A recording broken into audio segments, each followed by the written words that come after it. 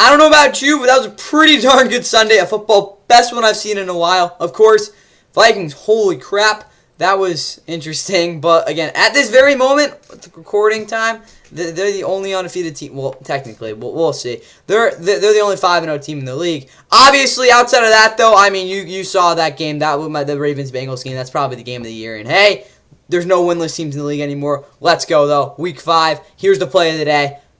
Recap. Likely in motion, he bobbles it. Scoops it in, vacuums it home. Here comes Hubbard. Oh, he threw him away like a rag doll. And he throws in the... Touchdown by Likely. Absolutely amazing. Snap, placement, sweeps the leg. Fairbairn! It's good! He's pulling around, and he's grabbing, then a little push, and that's the frustration. J.C. Horn, extremely frustrated. Time right now. And it's picked off! Kaiser White grabs it in midair. Henry back in. Uh-oh, bobbled it, loose. Oh, it's picked up.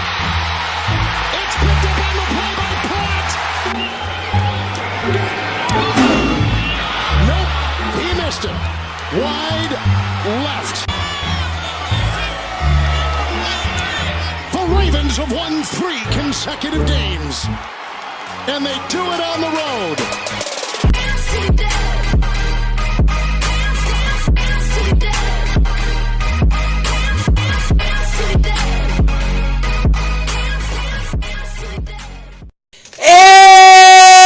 And with that, what is going on, guys? Welcome back to the photo. Of course, please like and subscribe. Hope you guys enjoyed the NFL Week 5 Sunday recap. We, of course, had a bunch of wild stuff going on today. This was by far the craziest Sunday of football we've seen so far this year. Whether it was from the unpredictable weather, that's going to be Sunday Night Football, obviously. And, the game of the year, too. So, of course, we always start out with injuries. Again, we get to, week 12 something, we'll, of course, get into the playoff stuff. But you'll be obviously seeing, standings updates in the previews to this. So, be ready for that, I guess, next Sunday. It's going to be the same time we did this weekend because, because of the London game. But we're doing that again. So, just get ready for that. Either way, though, injury-wise, Jake Moody injured his ankle. That's largely the reason, actually, the Niners lost their game. But, yeah, he's not going to probably play. They first got a Thursday night game. So, they got to figure out how to sign somebody quickly. Because, I mean, you don't want to go into any game without a kicker. That kind of sucks. Outside of that, though, Derek Hall had messed up his foot against the Giants. Outside of that, though, that's really about it there. Cole Holcomb, yeah, he messed up his knee, I think a little bit a while ago. But whatever, he should be back. Aaron Rodgers injured his ankle, but it's nothing crazy. Again, questionable, but he should be okay. Sione Takitaki knee. Jabril Peppers. Oh yeah, so news for the Patriots. I guess we could just talk about it now. He is probably not going to be playing for the Patriots for a while, at least because of what he did. I mean, you can look up that Jabril Peppers Patriots safety. I guess that's probably what you want to search up. That again, look that up at your own discretion. And that's all I'm going to say.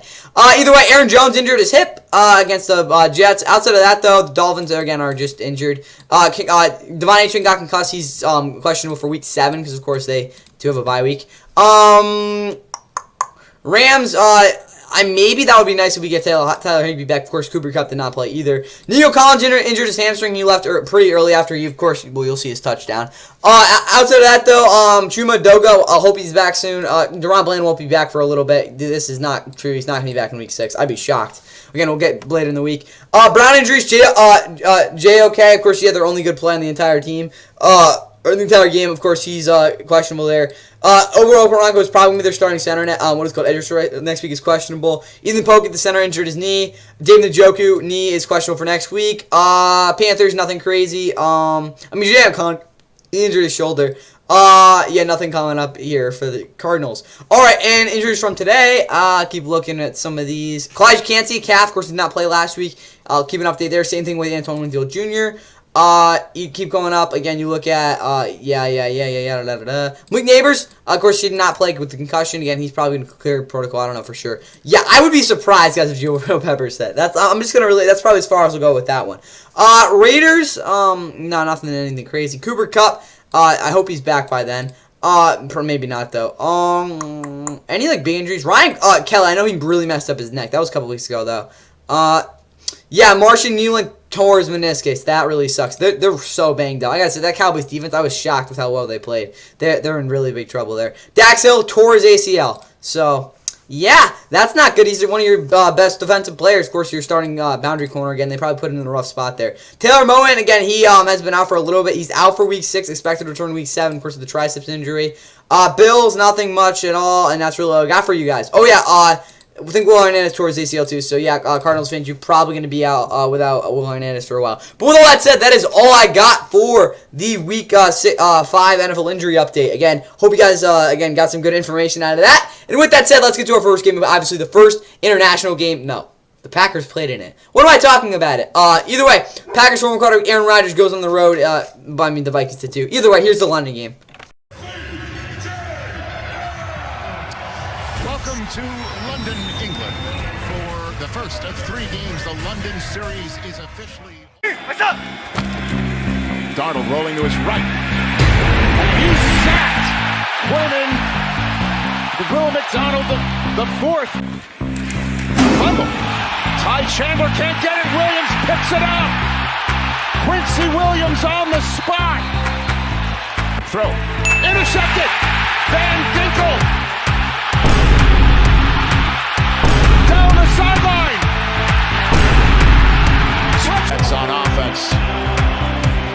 Rodgers over the middle. It's high and picked. Intercepted. Another handoff. And the Jets don't get it. The Vikings defense. Ham. Touchdown. Rodgers steps up To the end zone. Lazard. Touchdown. Going to be critical right here. Darnold's going to throw it from his pocket over the middle. Intercepted by the... Rodgers, all kinds of time, throws it. Touchdown. Garrett. Rodgers, quick throw, and It's intercepted. Stephon Gilmore. She said that she saw me walking in about a mile away. Bean just had to take her phone and The Vikings indeed moved to 5-0, of course, for the first time since 2016, with a 23-17 win over the New York Jets, who have now lost back-to-back games, failing to eclipse 20 points in either of those games. But other than that, I mean, this game was kind of just all over the place. Obviously, the Vikings took a 17-0 lead, pretty, I wouldn't say early, but, definitively in that second quarter. Then, obviously, the Jets kind of stormed back. Not really. The Vikings kind of controlled most of this game. Not offensively, though. That's all I'll say. But, obviously, there's a lot of stuff to take away with it. Let's first start out with the New York Jets. Aaron Rodgers, 29-54, 244, 2 touchdowns, 3 interceptions. I think that's only the 3rd or 4th time he's ever thrown 3 interceptions in the game. 2 times I can remember was back in 2022, where Kirby Joseph just went crazy. I think he had 2 of the 3 picks off of him. And then back in 2017, he had 3 in his return from that collarbone injury. That kind of ended the Packers season back in 2017. That was against the Panthers, I think. And I think all those 3 were on the road. Yeah, all those 3 games have been, at least been on the road. I guess this is technically a road game, too. But also, there was 5th career pick 6, which is just insane. Aaron Rodgers is just the best quarterback taking care of the football. He did not do that in this game, obviously, though. And, of course, back-to-back games with over 50 pass attempts. I don't even know if 250 in week 4. Whatever. He's throwing the ball way too much. The running game is so ineffective. It's not because the running backs are exactly bad. It's just because they haven't really given them a chance. And also, this offensive line is kind of atrocious right now. Aaron Rodgers also holding the ball too long. Speaking of that, Garrett Wilson and Aaron Rodgers are not on the same page, but they somehow connected 13 times. Only 7.8 yards per catch, which was almost, Tryon Tracy's yards per carry. He also scored a touchdown as well, though, so I guess that's decent. They really do need Devontae Adams, to say the least. Tyler Conklin, 6 for 55. He was probably their most, overall consistent player. Alan Lazard struggled to get open, but he did have a touchdown. Mike Williams kind of did absolutely nothing, but, yeah, that's what I got for this offense. They just throw the ball too much, and, of course, Aaron, and obviously this running game just isn't very good right now. And if that doesn't really change, I mean, you saw both running backs couldn't really have much luck. Identical yards per carry. When you combine for 36 rushing yards, you're not going to win many games. Defensively, though, Jamin Sherwood was really good at 12 tackles. And yeah, you might be saying, oh, I'm going to get burned underneath. Well, what else am I supposed to tell you guys? This defense is really freaking good. It's kind of hard to, win games when your offense is just absolutely atrocious. Speaking of that, Isaiah Oliver was very good off the edge. Not only as a blitzer, but again, as a kind of like a run fitter, as a cornerback as well. That's just crazy. He did a very good job in the slot. Quincy Williams was a little bit shaky in zone coverage, which again is what you're going to usually see from him, but he wasn't too bad in this one. DJ Reed had the game of his life, and honestly, he probably deserves Defensive Player of the Week. He was so good, but obviously that's going to go to the guy, obviously out in Denver. Again, a guy who's competing for the number 1 spot, that would be Sauce Gardner, had like 8 penalties. Yeah, they weren't really kind to him. Leonard Taylor, again, I was really appreciative about during the NFL draft process. Got his first career sack. Please give him more snaps there. Michael Clemens was also very good. We already knew he was a pretty solid player, at least as a depth guy, but he really stepped up in this one. Will McDonald has just been insane. And outside of that, though, I mean, I don't really have been complaints. It was just really just, again, the fact that, again, yeah, of course, Brandon Eccles had an interception. It was just the fact that, again, they didn't. I think they could have taken advantage of some other, opportunities there. It was really just the fact that, again, they weren't always the greatest against the run. They were good overall, but again, not great. So, at least at some points. I'm kind of nitpicking there, but again, I think they could have definitely took advantage of some plays there. But Greg Zerline hit a field goal, and obviously, though, again, it was the biggest thing. There's just the flags. For Sam Darnold, though, he was really bad. There's no way around it. I mean, he got injured, but like he was not good in this one. He had like 3 good throws downfield, but I'm honestly gonna say right now, I think the Rams are going to give him a pretty good fight in Week 8. That's all I'm going to say, at least if we're healthy and if we don't trade Matt Stafford, which I don't even know why the hell would we trade Matt Stafford? Just think about it. Like, why would we do that? Like, I really would like to know that. But I'm totally against that. But they're probably going to do, considering what they did with Aaron Jones. Back on the topic of the Vikings. Obviously, Kevin O'Connell's done a great job with his offense so far this year.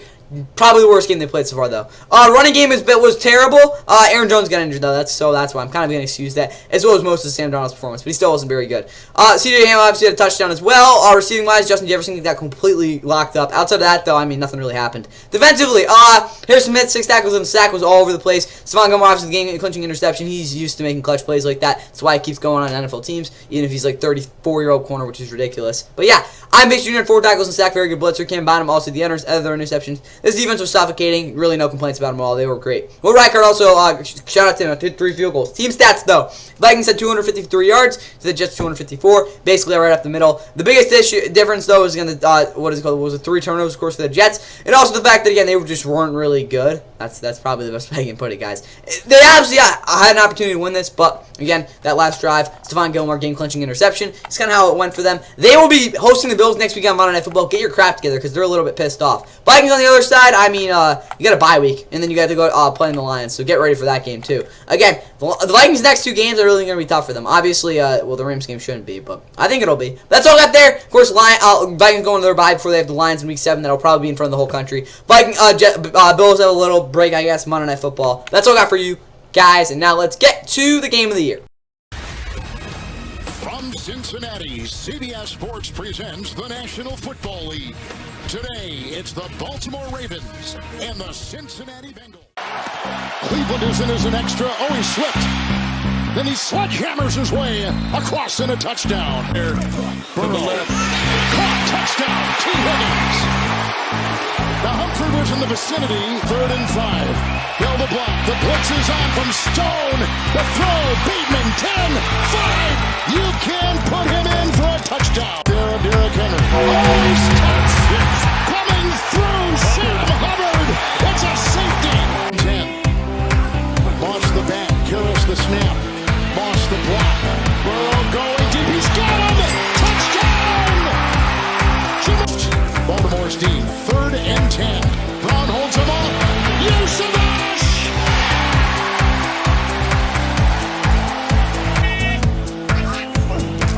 Oh, they're bringing everybody. Caught for the touchdown. Higgins. Flowers, 4 catches, 70 yards. 1st and 10. Jackson deep. He's got his receiver. Galloping. Fuller. As the play fake goes to him there. 2nd goal touchdown. Likely. Got it. Burrow. Touchdown. Backfield. The card in motion to the air goes Jackson. Caught. That's a touchdown. Grabbed on the play by Kolar. For blocks from his side. And he gets 2 of them. And he's off to the races. It's a full race. Working against Stevens. Jamar Chase, touchdown! And like a ragdoll. And he throws in the end zone. Caught for a touchdown! Caught for a touchdown by Likely. Here goes Burrow. It's picked off. Intercepted by Humphrey. Humphrey's picked off the ball for the Ravens. Fourth quarter, he is 27 of 30.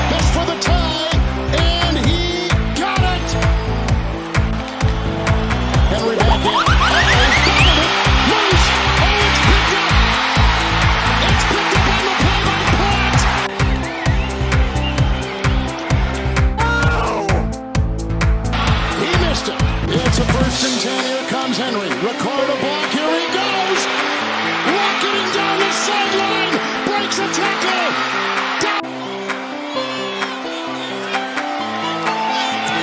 The Ravens have won 3 consecutive games. And the Ravens win their 3rd straight game, of course, in insane fashion over the Cincinnati Bengals, who are somehow, I don't even know how that they're 1-4. I'll tell you this, guys. If you told me at the beginning of the year with the circumstances that the Dolphins have had this year, that they'd have a better record than both the Bengals and Rams, I would have told you you are on something, or at least just delusional. But, yeah, that's kind of how the NFL is right now. Obviously, this game went to overtime, and it was just an insane game. I would be surprised if any game tops this sort of script, because, I mean, holy crap, it was a wild one. Of course, yeah, Ravens put up 40 points, for the 3rd straight. No, I'm making that up. But yeah, Ravens obviously moved to 3-2, and they will very well win their 4th straight game because Lamar Jackson has only lost 1 game to an NFC opponent in his entire career up to this point, and it will not be the Commanders next week. I'll tell you that. Maybe later in the season it'll be someone else, but it won't be the Commanders. And that's who, of course, they're playing next week. Red hot team, obviously. We'll see them a little bit later in the recap. But Lamar Jackson firmly cemented himself back in the, of course, in the really early MVP race. Should be in the top spot, obviously, because he had arguably, maybe not outside that game back in 2021 against the Colts. Outside of that game, probably his best career passing game, 26-42, 348, 4 touchdowns. He was all over the place. Such good timing, such good presence in the pocket. I mean, of course, he's had other games statistically better, but this one he just went crazy. Derrick Henry, if he didn't have that 51-yard run, his yards per carry would be a lot lower, but hey, it's the NFL, and yeah, 6.1 yards per carry, and of course, a touchdown. Lamar, 12 carries, 55 yards. He was just doing his normal stuff there. Overall, this running offense was really multiple, which is what I like to see. Even if, again, Derrick Henry wasn't especially effective, the fact, again, they had him on the field, and again, it really, again, made the Bengals kind of aware of it, and obviously kind of had to make them counteract. Really helped out Lamar, and again, what is with those clean pockets there. And obviously, this offensive line did a fantastic job. Zay Flowers, 7 for 111, had his best game of the season for sure. Charlie Kohler obviously had the massive touchdown, and of course, the long catches. Well, I don't even know. Was that a touchdown? Something like that. Rashad Bateman, 458, a touchdown. Isaiah Likely caught 2 touchdowns on 3 catches. That's, I know, I'm going a little off the rails here, but, reminder of the Chiefs, because I always do this. Travis Kelce had 4 catches on touchdowns and 7 catches for 25 yards. That reminds me of that, even though, again, it's not as extreme. Outside of that, though, this offense was insane. Defensively, there wasn't much defense played in this game, to say the least. The tackling actually wasn't as bad as you might have thought. It was just the fact that, again, the Ravens DC, I don't even know his name, got completely carved up, and their coverage scheme just got, again, completely cooked. Kyle Hamilton wasn't good, but he did have a sack. Of course, Marlon Humphrey saved the game with the interception. Outside of that, though, yeah, this defense was not good, to say the least. Jez Nugger, of course, did the 56-yard game miracle field goal, I guess is what you could call it, because, again, he was atrocious from 50-plus. The past 2 years coming into that one. But again, big kick, obviously. And hit the game winner as well. Joe Burrow, if you don't remember, I don't think anyone does, but whatever. He actually said in the, what is it called, Wednesday media prep, whatever. On Wednesdays in the NFL, they obviously have the media presser things. He said he'd have to play darn near perfect to beat this Ravens team. He basically did, and then the interception happened. So, yeah, that's kind of why they lost. No, I'm joking. Joe Burrow has been insane this year, and they are 1-4. That's crazy. But 30 of 39, over 75% completion percentage, 390 yards. Wish he had 400. 5 touchdowns, interception. Remind me a lot of what he did against them in 2021, but obviously just that interception. Running game was terrible. There's no way around it. I mean, Chase Brown had a little bit of presence, but Zach Moss struggled before, of course, he got injured. But yeah, Joe Burrow, I mean, you can't complain. Like, this was insane. This defense is just giving up 33 per game. They're so bad. Jamar Chase had a monster game as well. You can't undermine what he did. Of course, he had the 60-yard touchdown. Flashes back to that, again, blowout 2021 statement win against the Ravens, where he had an 81-yard touchdown, then catch and run, something like that. But of course, the 10 catches, 193 yards, 2 touchdowns in this one. T. Higgins, 9 catches, 83 yards, 2 touchdowns. Actually, was really good. Andre, what is it called? Yosivas, I think I got that right. Andre Yosivas had a 39-yard catch, and obviously Chase Brown also with a touchdown. You can't complain about this offense, guys. They did everything they could. Defensively, though, I mean, what are we doing, guys? Like, the secondary is atrocious. I get that Dax Hill got injured. I mean, he's a big part of your secondary. But, like, holy crap, you guys are awful. And there's no pass rush, and Trey Henderson, it looks like he's falling off a cliff because, I mean, of how good he was last year. But, yeah, this game was really bad defensively. Like, there's no excuse for it. You guys had 2 10-point leads. You got to finish them out there. I mean, offensively, they could have too, but, like, come on, they were terrible. Again, especially with that that one Lamar touchdown. I mean, guys, he like fumbled like 4 snaps. Like, what the hell was going on? At least you recovered the second one. Meanwhile, Evan McPherson, I mean, that wasn't really his fault. Ryan Reckow, I can't even pronounce his name. He just completely botched that. And, of course, the kick was just complete brick. But, yeah, that's really tough. Outside of that, though, I mean, he was pretty solid. Yeah, that was really big. Of course, the missed kick was what allowed Derrick Henry to pop off at the end there. But I will say that Bengals defense at least stopped Derrick Henry pretty well. Again, nearly 1,000 yards of total offense, obviously. Both teams had turnovers of, again, equal value, I guess you could say. This game was dead even, guys. Again, if you played this game, I don't know. Like I said, 9 out of 10 times, or 10 out of 10 times. Again, both sides would win at least 5. 10 to 15, obviously, efficiency. Both teams are just super efficient. There's no way around it, guys. This game was probably going to be the best of the year. I'd be shocked if there is a game that does top it. Ravens, obviously, will be playing the Commanders next week. The Bengals, who are they playing? I'm forgetting. Who are they playing?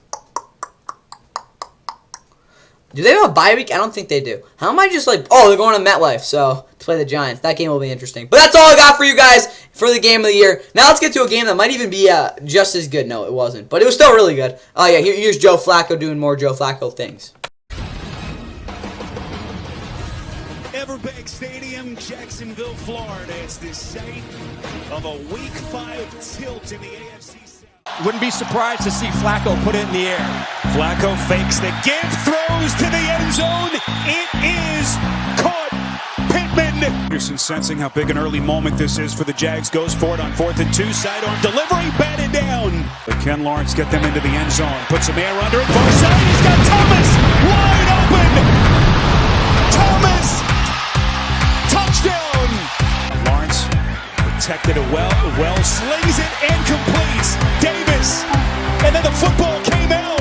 Indianapolis recovered. Entire field. Remember, it's been raining here, so footing for the kicker. Football came out. Flacco hit. It's still loose. Hines Allen's got it. Injury, but just not enough time to practice, and that's why you see the dip in performance. Lawrence, that pass is intercepted. Instead, they're going to keep it on the ground here. This is Bigsby. Bigsby taking on tacklers. Bigsby still going, and he bangs it in. Going to get this Colts offense off the field. 3rd and 15. Flacco throwing towards the end zone. It is caught. Moelle Cox. This is why you pay a franchise quarterback in these moments. Lawrence taking a shot. Has Kirk wide open. The Indianapolis secondary. Lawrence on 3rd and goal to the end zone. Caught. Touchdown. Strange. The passer. On 3rd and 8. Here they come again. Flacco climbs the pocket. Flacco's going to run for it. Flacco using his legs.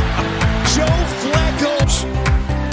Jacksonville hoping to take that first step. Bigsby got a pitch. Bigsby first down and more. Bigsby breaking free. Tank Bigsby. Flacco started hot before this Jacksonville defense was able to tighten the clamps. Flacco with some tight spaces, and that is caught. Mouse.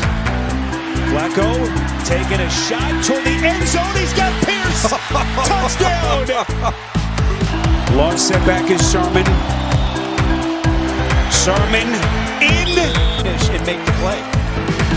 Flacco pulls it back, puts some air under it. Wide open is Pierce. Massive breakdown, and it's Pierce in. The operations down. The kick by Little is perfect. Out on your own, don't know where you. Even with Joe Flacco doing... Did I get it? Whatever. Even with Joe Flacco doing Joe Flacco-like things, there's 3 guarantees in life. I mean, again, you've heard this like 1,000 times. Death, taxes, and the Jaguars beating the Colts at home every single year. 10th straight year, they've obviously done that, and that gives them their first win of the year. I had no doubt the entire game they'd win it. No, I did, but still. They did get their first win of the year. Their offense finally showed up after, like, a month, which it's a while in the NFL. I mean, there's been times he's going to overcome it, Rams, but... It's still not good when that does happen, but it's awesome to see that this Jaguars offense has finally arrived. Obviously, though, it's one game, and there's a lot of other stuff that's going on. They blew 2, 14-point leads, something like that. It shouldn't have been this close. But the Colts offense obviously went bonkers at the end, so that's kind of what happened. Joe Flacco was crazy, 75%, obviously 3 touchdowns, 360 yards. He just, kind of refused to give up, I guess. I don't even know how to put it. It was crazy at the end there. Trey Sermon, they didn't run the ball. That wasn't part of their game plan. JT obviously hurt as well as AR, even if, again, Big Tony's not always the greatest. Receiving-wise, Alec Pierce had, made 3 of the craziest plays I've seen, all in the same sequence. Obviously, first one was that insane catch where he basically batted out of the air and caught it. That would be my second play, obviously, for play of the day. But again, I didn't even put it in the intro because, there's so much other crazy stuff happening. But obviously, outside of that, he should have had another touchdown. Again, fantasy owners are just irate with that one. But 46-yard catch, then obviously the 65-yard touchdown tied the game up. So, yeah, crazy game for Alec Pierce. Josh Downs, 9 for 69, nice. Adonai Mitchell, I guess, was okay. I didn't really pay attention to much. Michael Pittman, obviously, the opening touchdown. Omar Cox always makes good plays, had his touchdown as well. Defensively, they sucked. I don't really want to talk about them. Their pass rush was non-existent. Nick Cross had an interception, but this group is just, they're awful. There's no way around it. This looks like worse than they did in midseason last year, where they were giving up 50 points and 100,000 yards per game every snap.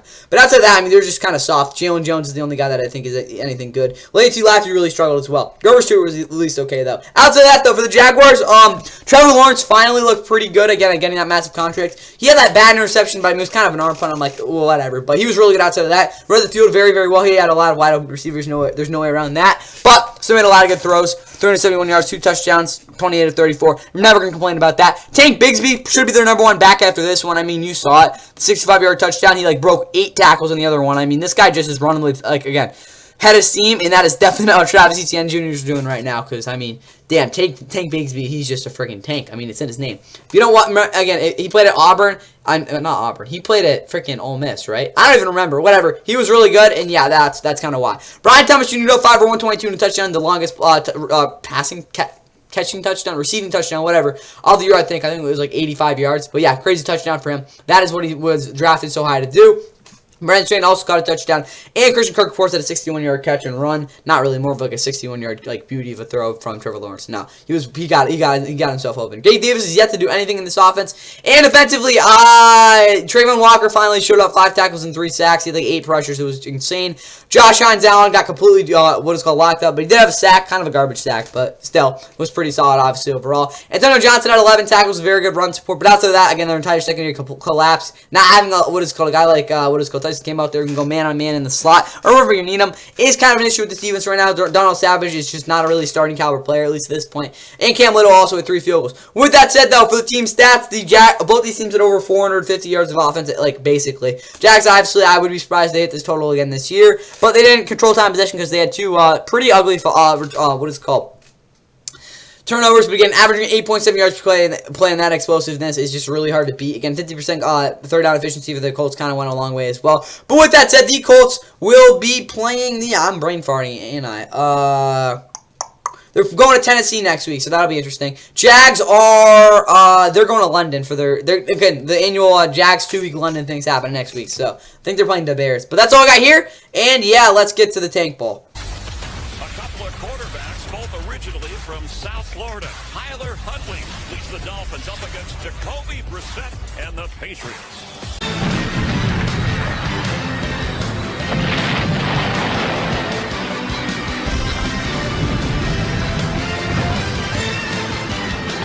Which is why they're leaning on the throw here a little more, and Huntley, Gonzalez is picked off. It is Christian Gonzalez. Stevenson stays in, turns the corner, and Stevenson working his way downfield, all the way into the end zone. Get back there on the backside. That's tough for a quarterback to see that. The upright will get it back. And there is a block, and the ball, the scramble. We'll try Joey Sly. And that kick goes to the right of the upright and is not good. And with Jimmy Lake, that guy's put out oh boy. They weren't ready. Snap. This happened last week. In goal, get Miami within a point. That's not handled well, and they botched it.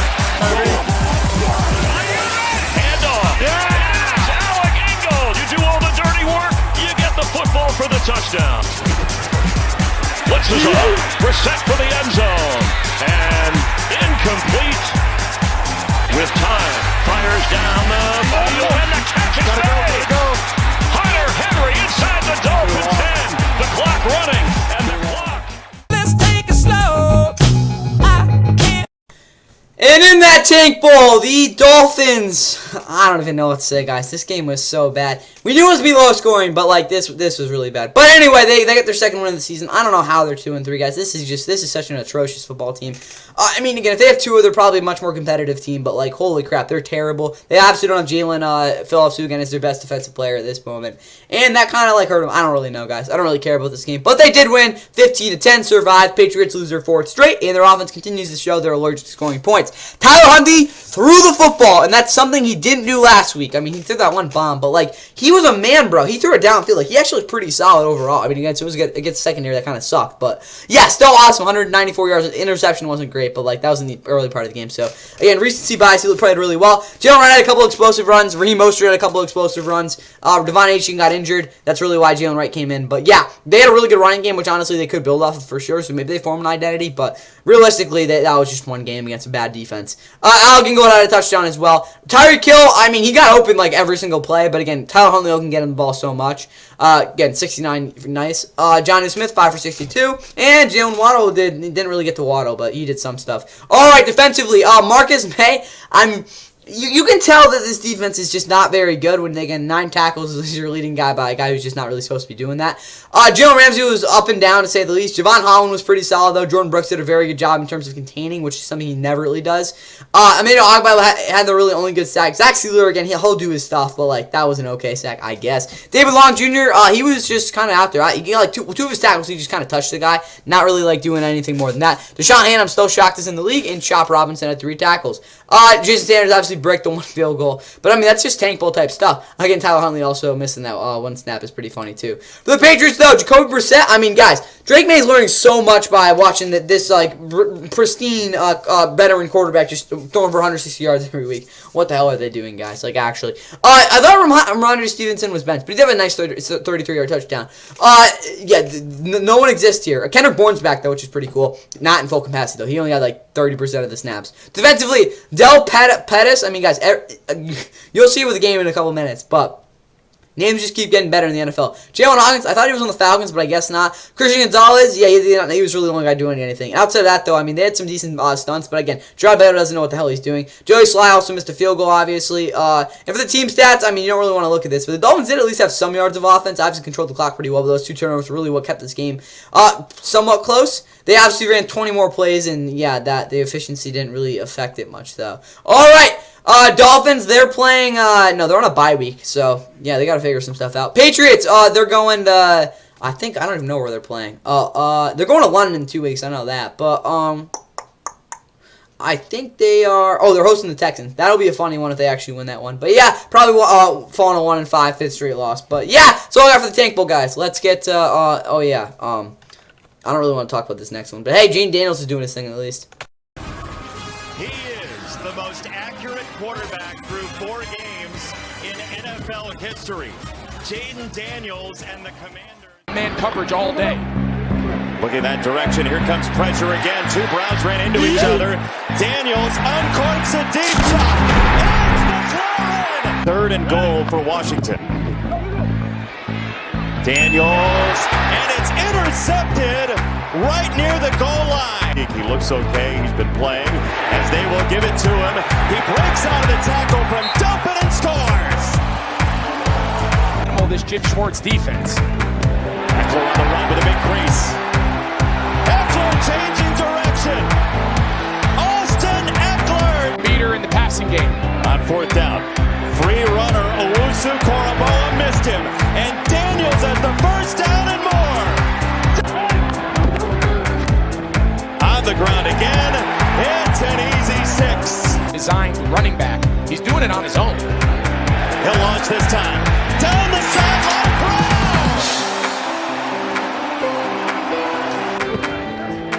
Fake it to Eckler. McLaurin on the end around. Terry McLaurin lost the football, and it's a huge turnover. And they will hand it off. It is McNichols goes to the goal line. Watson climbing the pocket. Now he breaks left. He gets hit. And the ball's out. Just ripped from his hands by Frankie Louvu. Personality like that right now for this offense. 4th down. Over the middle. Tough catch in the end. And the Commanders win their 4th straight game and are somehow, I don't even know how that is possible, but they are top the NFC East. And yeah, they got a big game next week in Baltimore, of course, the Battle of the Beltway or something like that. I don't even know what it's called, but that is kind of what happened. But yeah, 34-13, blowout win for them. Honestly, probably the worst game in the 1 o'clock window. I mean, at least the Tank Bowl was close. Browns fought a 1-4 third straight loss, I think, and yeah, they could argue they're the worst team in the league right now. Definitely the worst situation. They didn't score a touchdown until the 4th quarter, and like that was during garbage time. Deshaun Watson ceases to amaze me because I mean he's been so bad. No, like oh my god, this offense is just a mess with him. He's just running around hopeless, just sucking, and just yeah, they're really bad. I don't know why they didn't run the ball more either because I mean Dante Foreman actually looks pretty solid in those 9 carries. Jerome Ford, I mean when it comes down to it, guys, this offense is just completely like identityless, and when that's not a word, but when you don't have an identity as an offense and a guy like Deshaun Watson's a quarterback, it's just going to be a complete freaking mess. And as we've seen so far this year, that's exactly what's happened. Amari Cooper needs to get traded. Jordan Akins did at least have a touchdown in the course of garbage time one. Defensively, they're kind of just holding on for dear life because without a guy like JOK on the field, it's kind of hard for them to again be like communicating very well because he's just so reliable. Again, he makes up for a lot of mistakes. This game should have been even bigger than this. It should have been a 30+ point blowout because again, without that interception by JOK, it would have definitely been that. Myles Garrett just didn't look right. I don't even know. Did he even play? I don't even think he did. Did he? Like, I didn't even see him out there, guys. Like, he was completely neutralized. Zadarius Smith I saw out there, but I think they do need to put Odell Beckham a little more. He just pushes the pocket a little bit better. But outside of that, I mean, Nathaniel Watson got out there. He's like a safety, right? No, he's a defensive tackle. What am I talking about? I'm a casual. I don't know. But yeah, that wasn't great. Did Myles Garrett play though? Like, actually, I really don't know. Did he play? He did play. I did not see him out there, guys. Like, he was non-existent. That's, like, the first time I can ever say that. Like, even on film, like, where the hell was he? Dustin Hopkins hit a 51-yarder, though. Good for my fantasy team. For the Commanders, Jane Daniels, not as accurate as usual, but who cares? He threw that, of course, that great beauty of a pass to Terry McLaurin yet again. But obviously the touchdown was like the interception, whatever. You can't really have that happen against like the Ravens, but yeah, whatever. Running, he also ran the ball well. Austin Eckler looks back to the way we saw him in honestly 2021, which was his best year so far in his career. So that's good to see. I guess I was wrong about him, but Brian Robinson Jr., I don't think he got one out of the backfield once, which again speaks to how this offensive line is. What is going out of the backfield once without getting contacted, but he still scored 2 touchdowns. Jeremy McNichols also a touchdown. Again, they have 3 running backs that are getting somewhat productive. And again, when they had the fact that getting a guy like Austin Eckler in space, he looked pretty solid, which is crazy to say. Over 100 yards on like freaking 9 touches, which is just crazy.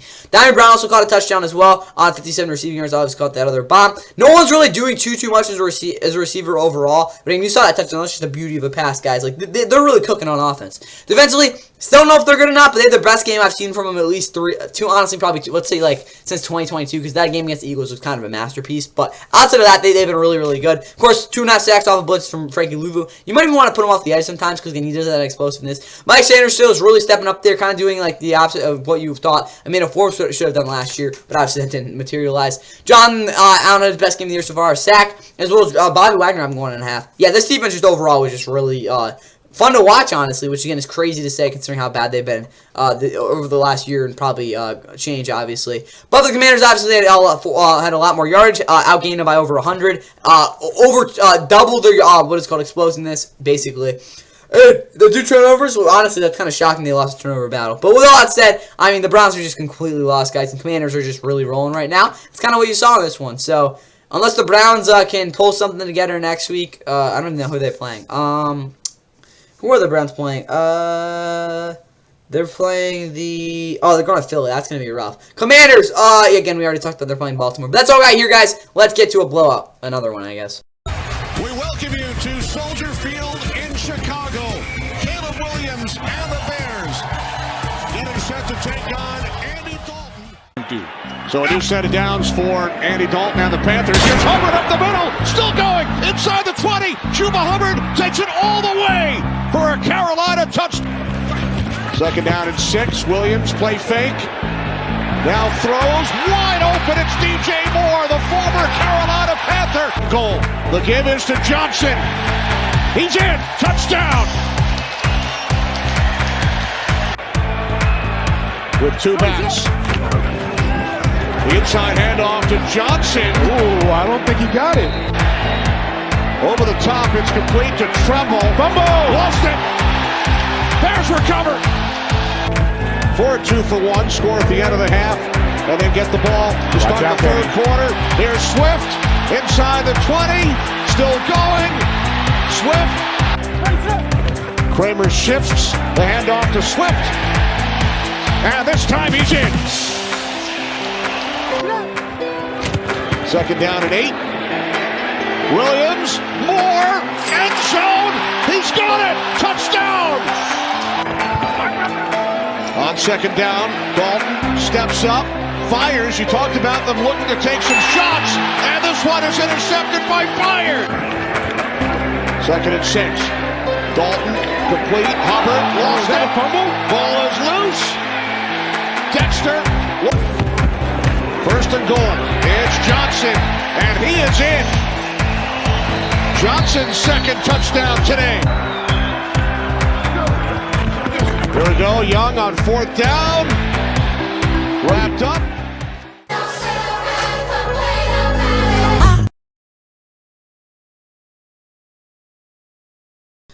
Best way to put this one was the fact that, again, the most interesting part of it was the fight. Of course, like in the end of the third quarter, whatever.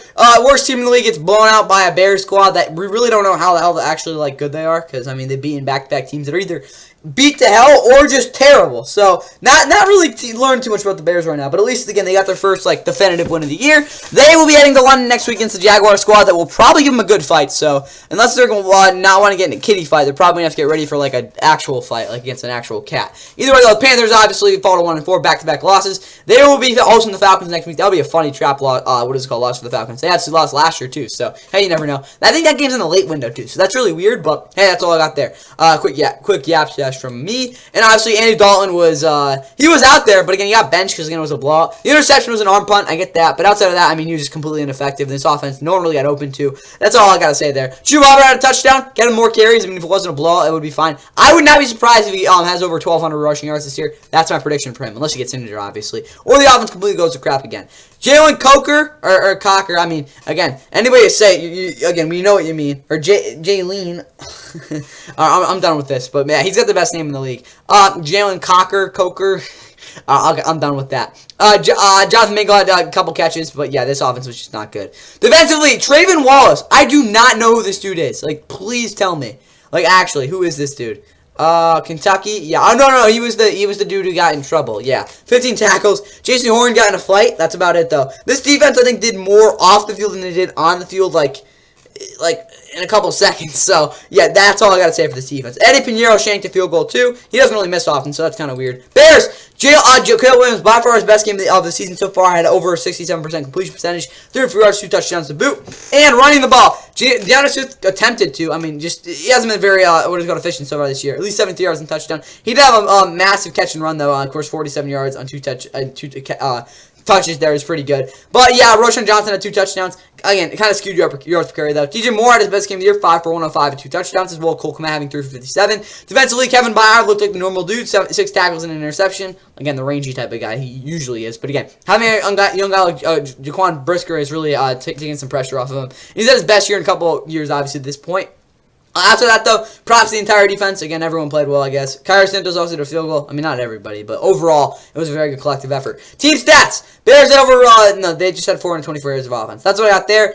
They control the clock. Of course, they had no turnovers. The Panthers had 3. And outside of that, I really don't want to talk about this game anymore because it was a blowout. Probably a pretty forgettable one, but I'll probably remember it anyway. Bears get their first big blowout win of the year. Back-to-back wins now. And yeah, let's get to the national game. No.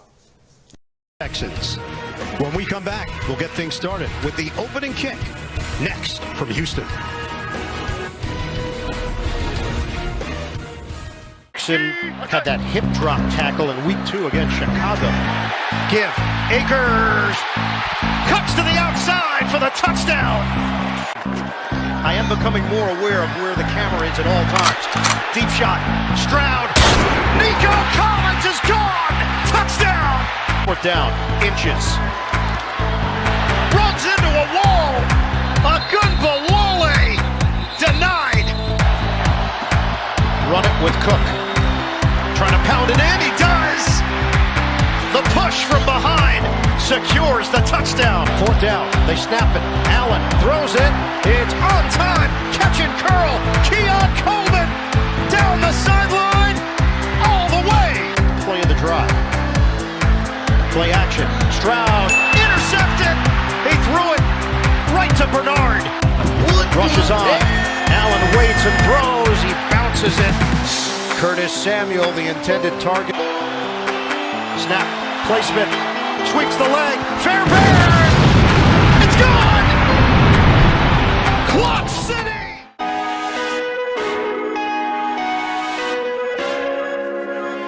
And the Bills looked incompetent in their second straight loss. Of course, very different from last week's loss. But they fall in their second straight week. Of course, these Texans got, holy crap, yeah, they're 4-1. I didn't actually realize that until like kind of now. So my Super Bowl pick is right back where it should be. Again, they will be playing against, I don't even know who they're playing next week. Texans, who are they playing? I'm like brain farting this one, guys. They're not playing then. Who are they playing next week? Texans are playing the... Oh, yeah, they're playing the Patriots. My bad. That's a trap game. But, again, the Kyman Fairbairn's 59-yard bomb helps them escape from Buff against the Bills, who obviously fall to 3-2. Again, they're going to MetLife next week for Monday Night Football. Josh Allen, though, could hit the broadside of a barn, but, again, he hasn't thrown an interception this year. 10 touchdowns, no interceptions this year, guys. What is it called? Mark that, obviously. But, yeah, you're going to broadside of a barn. I mean, 30% completion percentage is just insane. I don't know how you, like, get through a game with that. But, obviously, that wasn't completely his fault. I mean, I don't know what the hell they were doing on that last drive. That's the reason they lost, too. Sean McDermott, I mean, I don't know. Maybe he needs to go back to those, 9/11s? Well, yeah, those speeches before the game. Because, I mean, that was awful. James Cook, though, 82 yards and a touchdown. He was actually pretty solid. And Josh Allen obviously had some decent runs. Keon Coleman's 49-yard touchdown probably kept this offense in the game. Because, I mean, like, outside of that, guys, no one else did anything. Defensively, Dorian Williams was actually pretty solid. Overall, they were actually fantastic. The only big issue I think I have is they have some miscommunications here and there. And I think that will hurt them at times. But, I mean, Rasul Douglas, Christian Benford are two of the best corners in the entire NFL right now. DeMar Hamlin also looks fantastic. I mean, overall, guys, this defense you can't really complain about at all how they played.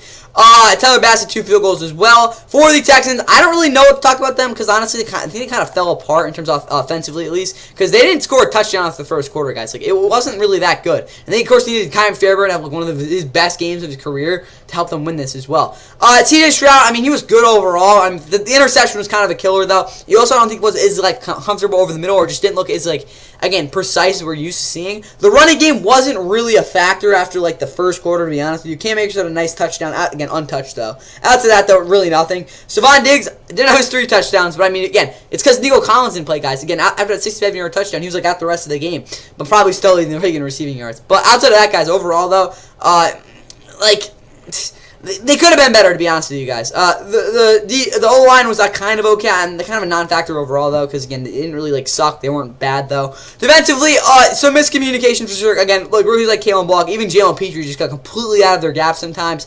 And I really think the fact that, again, a guy like Derek Stingley Jr. is being relied upon to play a lot of these deeper half zones did a really good job. And, I mean, there were some breakdowns, but overall, again, they were very disciplined, again, in the fact that, again, they were able to, again, play pretty decent in terms of their principles. But outside of that, again, there were some miscommunications. I'm actually kind of shocked they only gave up 20 points. Sack, though, for Khalil Davis, and obviously 3 field goals from Kyman Fairbairn. He's definitely the player of the game. Team stats, though, Texans did get over 400 yards of offense. Again, they had over 2 yards, basically 2 yards more per play. They had the ball longer as well. 2 turnovers, again, were killer for them as well. But, again, being a lot more efficient, I think, again, they were definitely the better team in this one, but... in more weeks ahead, maybe not next week, but in weeks ahead, they have to be a little bit better overall. Okay, these attention to detail things, again, if they're not there, they will lose games like this. But hey, that's all I got here. Texans get a big win, move to 4-1. Bills, second straight loss. Not the end of the world, obviously, but you'd like to see them play better, to say the least. But that's all I got here. Let's get into our later window games, starting out with Gardner Minshew's fun circus in Denver. And the Denver Broncos are back home to take on their AFC West rivals, the Las Vegas Raiders, here on Fox. One of the NFL Minshew wants to set up the screen. Instead, he'll float it over the middle. Jump ball, and it's Bowers down the sideline. The rookie from Georgia with the game's first score. Down a little slip, got his footing, and Abdullah slicing through that defense again. Amir Abdullah inside the 30 and down near the Bronco 29. Play action. Minshew looking, throws.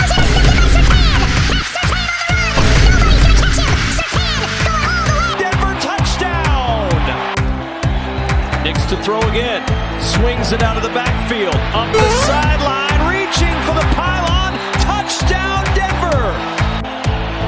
Minshew down the sideline, jump ball, and it's Riley Moss with the interception for the Broncos. This one goes back to the quarterback. Nix looking deep. Oh, he's got Franklin wide open, and he can't pull it in. For the Raiders, and he's had a couple of tough snaps back-to-back. Nix trying to leap over the top, and he does by sticking the ball over the plane of the goal line. Confidence, this offense has struggled mightily. O'Connell deflected, and it's intercepted by Surtain, his second pick of the day. To throw, looking for the end zone, looking for the back corner. It is caught, touchdown, Josh Reynolds. First and goal. It's Abdullah. Nice cutback and drives into the end zone for a Raider touchdown. In town for a funeral. There's a sustainable way to win football games. The Broncos win their third straight behind another dominant defensive effort. Of course, now moving above 500 for the first time since I think they were up above 500 last year. What am I talking about? But still, they actually look pretty solid. I mean, they're still the Broncos, so again, we don't really know what to expect. But Sean Payton's actually getting this team in some sort of a groove. Obviously, big blowout win in this one for sure. And yeah, they have a pretty big one next week against the Chargers in what should be a ugly but entertaining game. Raiders, on the other hand, they continue just to completely disappoint after, again, a shocking win last week. I think. Wait, who did they even play last week? Okay, it's the Browns. Never mind. This team beats bad teams somewhat well. Not really, but somewhat well. And then, they still blow up games again like this. They're just a complete mediocre team, and they still don't know who's a quarterback. They will be playing the Steelers next week, so probably more mediocre gameplay by them. For the Raiders, though, Gardner Minshew just isn't really a consistent guy to have start for you guys, to be honest with you. 12-17, 137 yards, touchdown, 2 interceptions. Aiden O'Connell wasn't much better, but he at least threw the... No, it wasn't any better. Interception from him. Amir Abdullah had one nice run. That's really about it. Alexander Madison didn't get his touchdown of the week, but I guess that's fine. Brock Bowers is really freaking good. 8 for 97, of course, the 57-yard touchdown to open it up. Jacoby Myers obviously had a 672-yard game. He usually plays pretty well against the Broncos. Outside of that, though, this offensive line got completely just... I'm not going to say a bad word, but...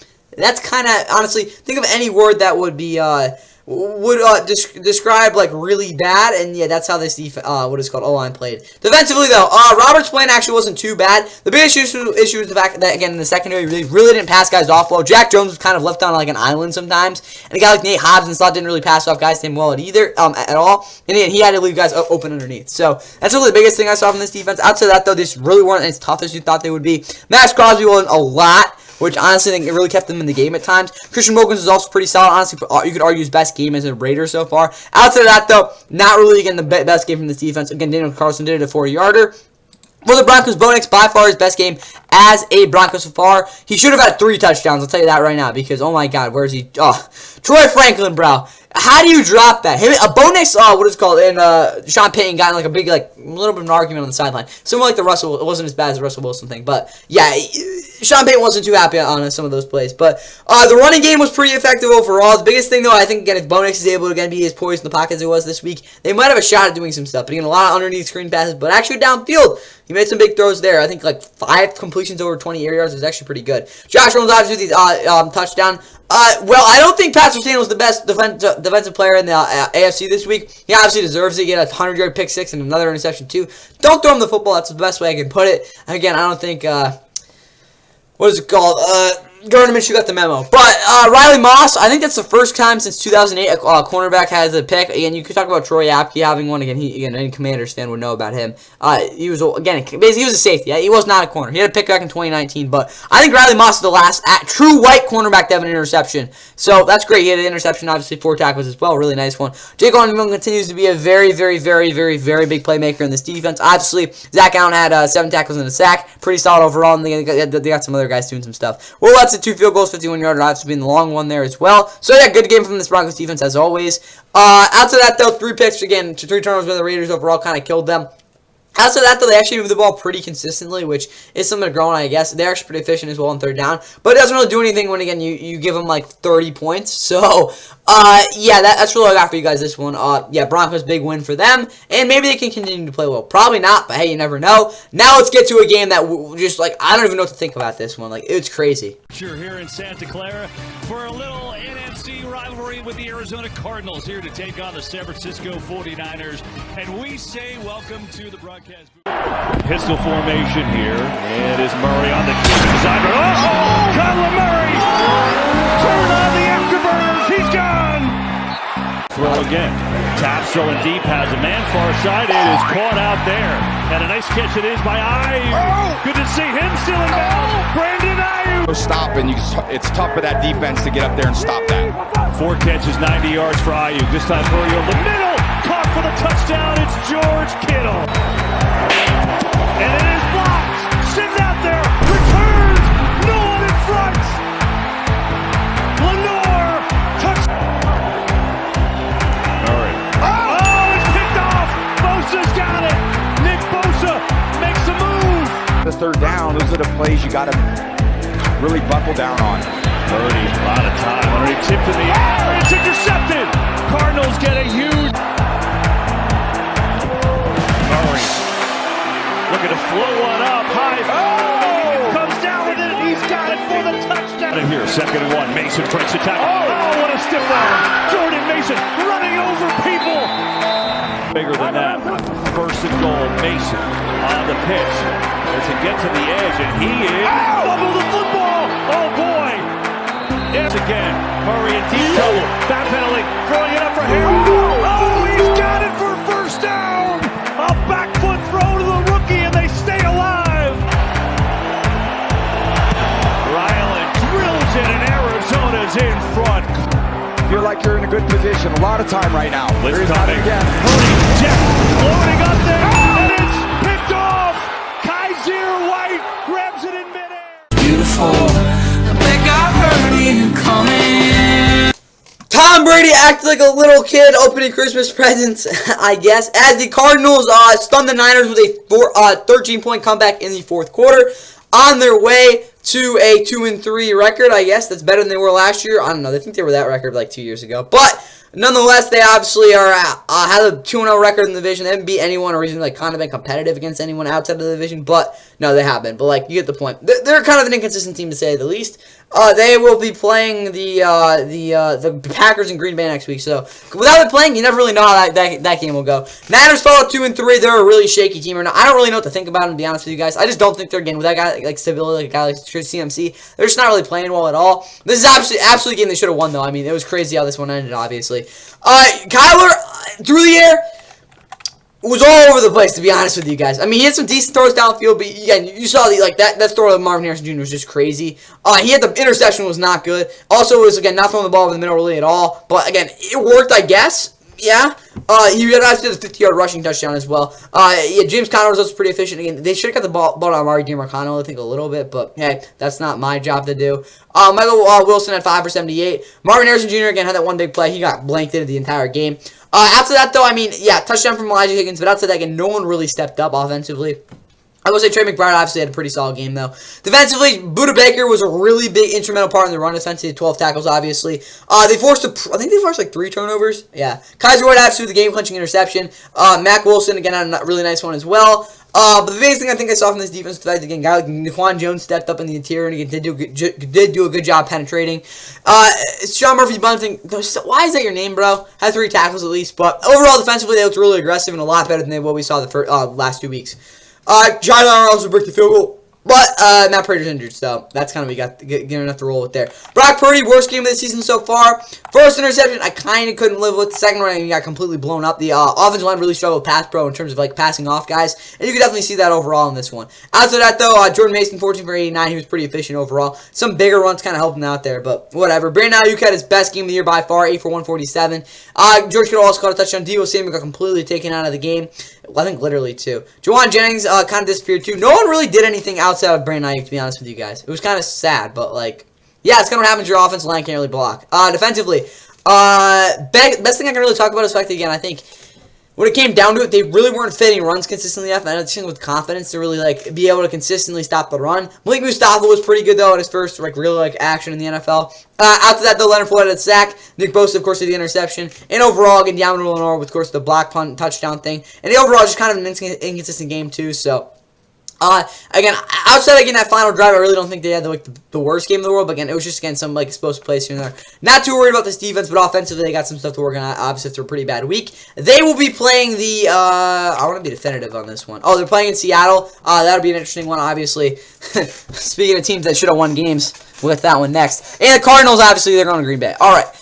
Team stats. Yeah, again, both teams had over 350 total yards. 3 turnovers by the Niners, obviously 2 later in the game really hurt them. Outside of that, though, both teams weren't exactly efficient. I mean, the Niners were pretty efficient overall, but that's all I got for you guys in this one. Hope you guys enjoyed it. And yeah, let's get to another game where, again, the home team should have won it. I don't know what the heck happened, but like, hey, go G-Men, I guess. Week 5 of the NFL on CBS, and on a beautiful day in Seattle, the 3-1 Seahawks take on the 1-3 New York Giants. 4th and goal. Gray up. Does he get there with the second?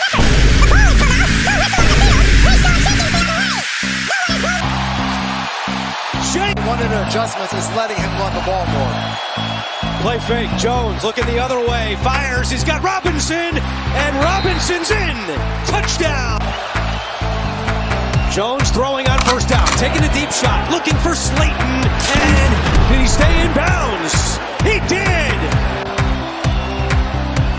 Jones has time. Slayton's down there. And he's got it. Touchdown. So much for the... Gino keeps it. Burns is there. Brian Burns did not bite on the fake. Smith to the end zone. Touchdown. Jackson, Smith, and Jigba. Smith steps up. He's going to run. He's got a lot of room. Across midfield. Gino Smith. This to tie the game at 23, and it's blocked. Isaiah Simmons, and picked up by Bryce Ford Wheaton, and he is going to go! And the Giants shock everybody, of course, now making it teams with favorites by 7 or more points. 2-7, of course, against the spread. Yeah, what the heck, Giants? Like, bad beats. But they obviously get their second win of the season with a pretty big stunner against the Seahawks, who, of course, lose their second straight game and are in danger of losing the 3rd straight if they can't get their, what is called, marbles together. Obviously, they're going up against the Niners on Thursday night. Giants have a Sunday night against the Bengals where they look to get back to 500. That would be crazy. But, yeah, 29-20 was final. Again, bad beats for sure. You'll see that again. Again, you can watch this SVP again after this, I guess, if you're watching this during the Monday Night Football game. Daniel Jones, though, by far the best game of his season with 23 of 34, 257 G's and 2 touchdowns. So that was number 1 weapon. Brian Dable did a great job designing the game plan for this week as well. Tyrone Tracy Jr., again, how the hell did he do this? 18 for 129 on almost a 1st down per carry. I don't know. Do I care? No. He actually leads the NFL in rushing. Never would have ever thought that coming into this one. But, yeah, of course, most rushing yards this week so far. Darius Slayton, 8 for 122, touchdown, caught 2 deep passes. Obviously, one was a beauty for a touchdown off of Daniel Jones. That is what you need out of him. Eric Wright, 3 for 50. Wanner Robinson also caught a touchdown, too. Very solid offensive game plan. Yes, it kind of faded out towards the end of the game. But, guys, it's the Giants' offense. This is probably one of the best games you're going to get out of them the entire year. Defensively, the offensive line was also fantastic. This is like a great game from them. Defensively, I don't really know what to talk about these guys because they, again, in terms of like structurally, they were great. But Deonte Banks just continuously just doesn't play coverage the way he needs to. Like, again, it's more, again, I don't think it's like the fact of getting talent, like not getting, not getting burned, but like, there's just some plays like he's just like completely conflicted and just kind of lost out there. Cordell Flott, 4 tackles. They had just insane pressure. Dexter Lawrence was crazy. Adoree Jackson, you got opened up some things. Obviously, Brian Burns with that 4th down sack. Kayvon Thibodeau, not really winning consistently, but again, he had half a sack as well as joining in with Raheem Roaches. Did not think DJ Davidson would have had 2 sacks. Everyone contributed to this defense. Obviously, got him the big win. Obviously, Isaiah Simmons, probably the play of the game, obviously, with hopping over a dude.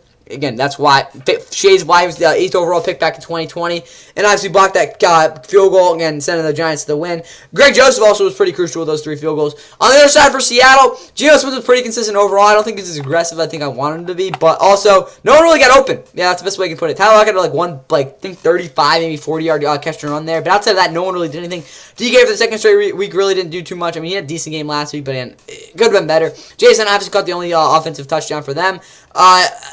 They ran the ball. Geno had like a 40-yard run, like to again set up the field goal. But outside of that, they didn't really, again, not really effective. So I don't know what was going on with this offense this week. Hope it was just an off game. But yeah, they weren't very good defensively though.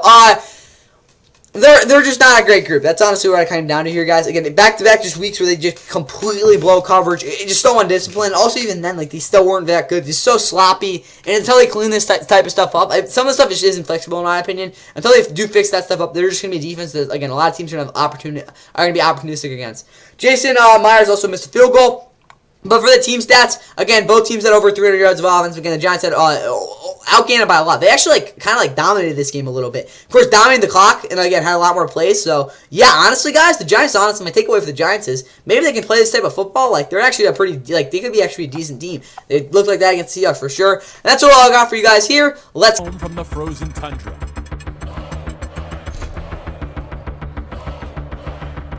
This year, finally, the Packers visit the Rams. Take it to him. Love, deep throw. Deep throw. 3 Rams are down there, but it's caught by the Packers. Oh, Jacobs. Bouncing. Gonna cut it outside, and Jacobs. Someone to come up here and have an option route right here.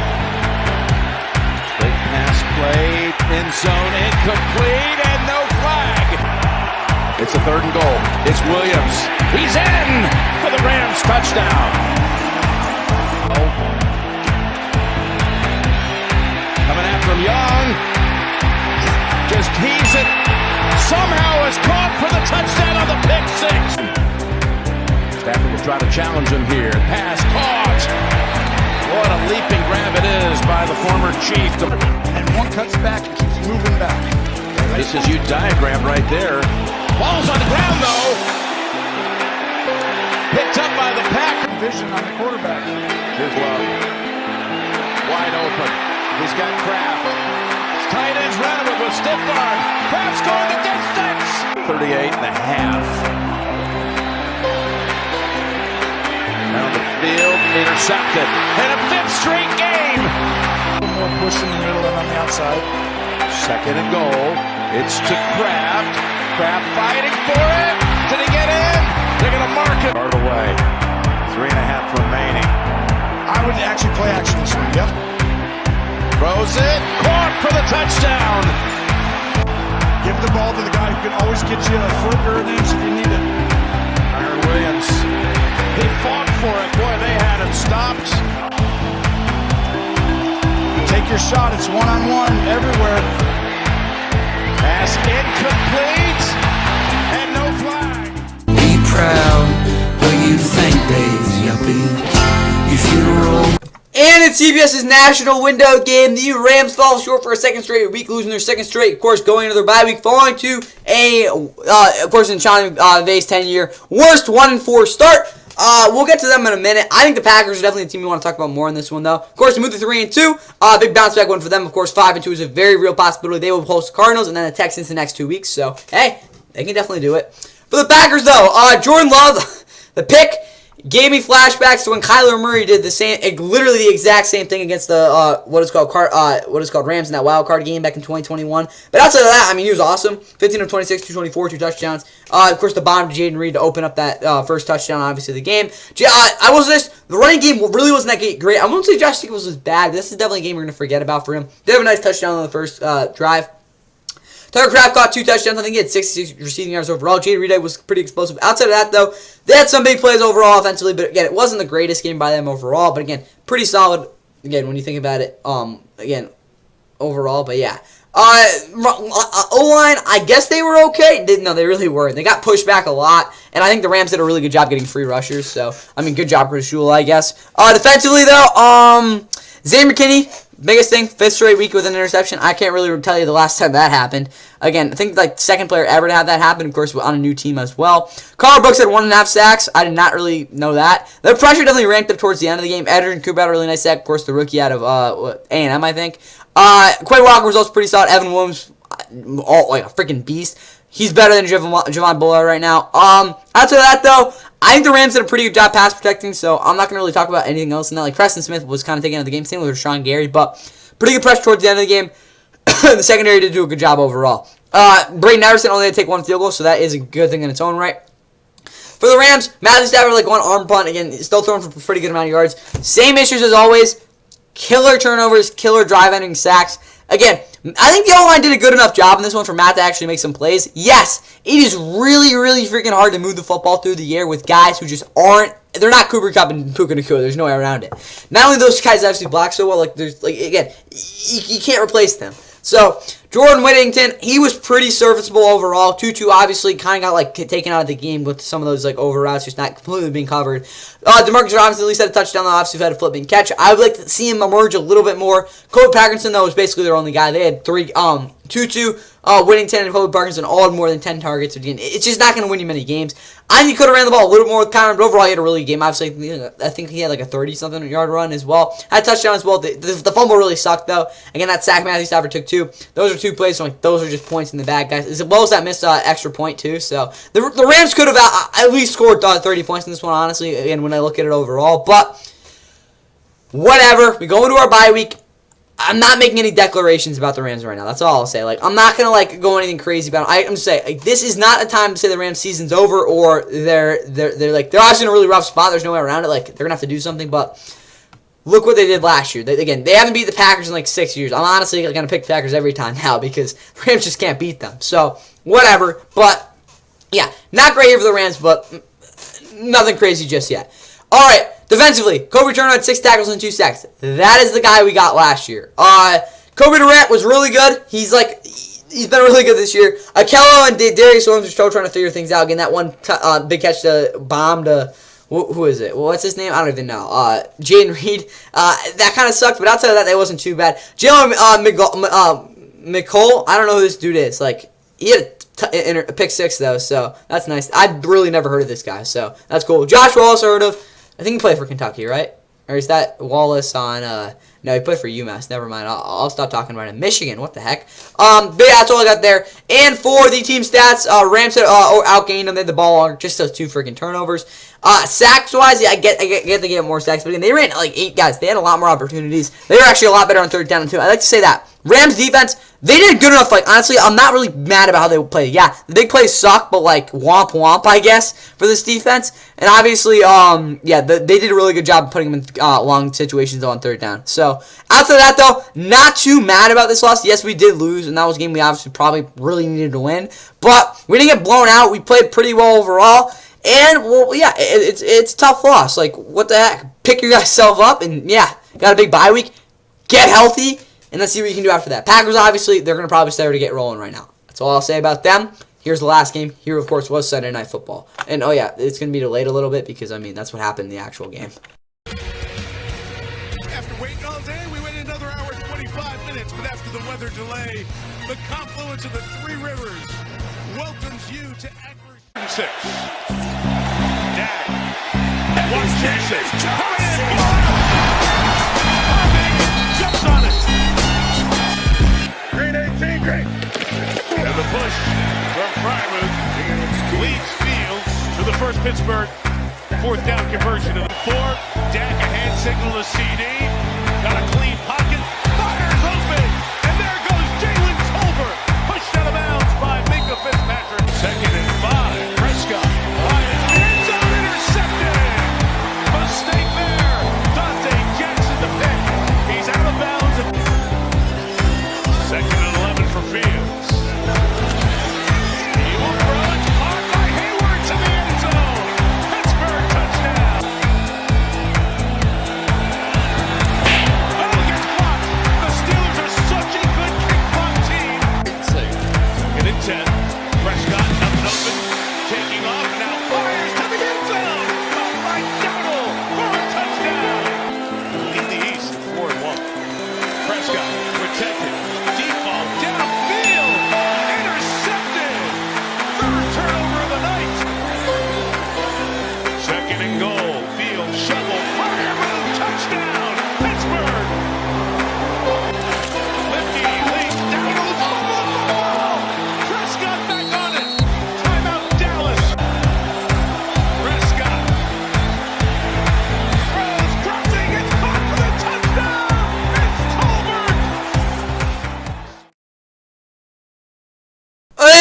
this was the delayed game. The game started at like 10 o'clock. I don't think like I remember like watching Sunday Night Final, of course, on Peacock. They were like half asleep doing that. It was like 2 in the morning. It was crazy. But the Cowboys eventually got the 20-17 win over the Steelers, of course, in comeback fashion.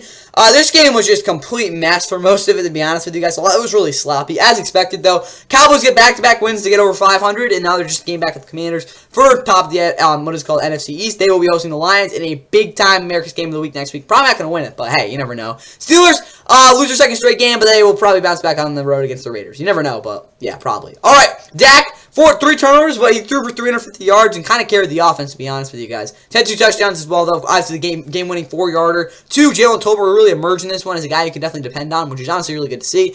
He was left open a lot, though. The Steelers' zone coverage was kind of atrocious for most of this one. Rio Dowdle, 87 yards and 20 carries. He might be their number 1 back. He is. Hunter Lubicki, give him more carries, please. And then obviously Zeke, he's doing his own thing. Jake Ferguson, 6 for 70.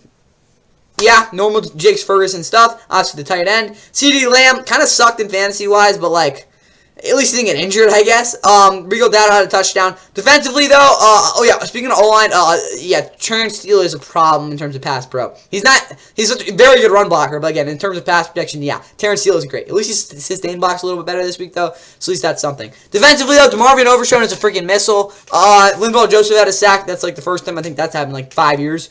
Osa had half a sack. After that, though, very solid in coverage overall. They made it really hard for Justin Fields to find guys open downfield. Very, very good contains as well from the linebackers. Overall, really good defensive game plan, and obviously that got them the win as well. Brandon Aubrey, of course, 1 kick block, but he did a 55-yarder. He kind of kicks low. It's weird. For the Steelers, though, Justin Fields, kind of inaccurate. He did throw 2 touchdowns, though, and again, they just didn't really throw the ball much. So, again, it just wasn't great, as well as the efficiency. Maybe there were like 2 passes downfield that were more than 10 air yards. They didn't run the ball well at all, which is kind of disappointing because I think they could have really taken advantage of some of those matchups. But again, when you're 3-year starting offensive linemen are getting out for the year, kind of hard for you guys to do that, but again, overall, I think they actually could have been better for sure. Again, when Najee Harris is your leading receiver, kind of tells you the type of game that it was. Kalen Carson, before he got injured, did a great job guarding George Pickens, obviously. Kind of imploded in that last drive, but whatever. Andrew Booth obviously was on him as well. Connor Hayward caught a touchdown as well as Freiermuth. Darnell Washington is the biggest tight end in the entire NFL. He is so tall, so fat. And such a big boy. 265, 6'7". Yeah, that's kind of what it is. I mean, he's not fat, my bad. He's just a big boy. Defensively, Minka had 10 tackles. He was kind of bad, but like, when Peyton Wilson is kind of covering the whole entire middle of the field, it kind of works out. I mean, he should have on that 1 touchdown, been a little bit better, but whatever. TJ Watt obviously had the John Cena sack, 8 tackles, and another half sack as well. Patrick Queen kind of taking a step back this year, but again, he's kind of helping out Peyton Wilson a lot, so whatever. Dante Jackson had a nice interception. Of course, Joey Porter Jr. had probably the smoothest or like most satisfying interception you'll see in probably the season, obviously, on the what is called over-the-shoulder interception. At first, I actually thought that was like an actual Cowboys guy catching it, but yeah, that was actually a really nice pick. Outside that, though, defensively they were pretty solid. Again, that last drive, I think, again, they kind of just ran out of gas. Team stats, though, neither team had really a ton. I mean, yeah, the Cowboys had 450 yards of offense. They outgained over 100 yards. So that is something, but like, I don't know, it didn't feel like that. Getting 3 turnovers with the Cowboys honestly kind of kept this game competitive. And again, they actually had to come back to win it as well. 9 of 15 on 3rd down was pretty good, though. Steelers got some work to do, but again, they're playing the Raiders next week, so maybe a get right game for them. And with that, that's all I got for you guys in this end of a week 5-center recap. Again, if you stood around for this entire thing and again watched all of it, well, thanks. And yeah, I probably got a good idea of how this week went. But yep, that's all I got for you guys. And of course, enjoy the night, because we got the Monday Night Football recap tomorrow. I don't know how that game's going, but yeah, I'll get around for you guys that tomorrow. And the biggest win on the West End. Vanderbilt takes